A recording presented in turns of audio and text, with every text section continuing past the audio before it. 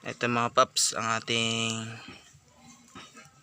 gawa na SG spear gun na 100 cm at nagamit ko na siya kahapon. Ito, flapper nya. Tapos yung hinati kong rubber, ginawa kong pang takip para hindi makatusok. Tapos ito yung kanya rubber, double rubber. Tsaka trigger nya walang line release kasi bago lang ginawa. Tsaka ito yung huli nating kahapon, isang surahan pang ihaw.